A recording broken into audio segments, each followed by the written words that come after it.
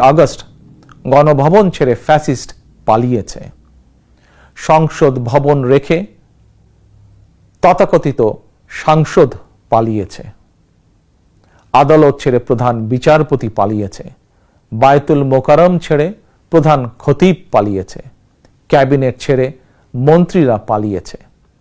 ফ্যাসিস্টের দোসররা গা ঢাকা দিয়েছে।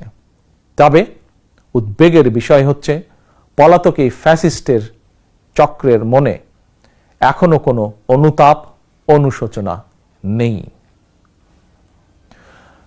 প্রিয় ভাই ও বোনেরা, হাজারো শহীদের রক্ত স্নাত রাজপথে ফ্যাসিবাদ বিরোধী অভূতপূর্ব জাতীয় ঐক্য গড়ে উঠেছে।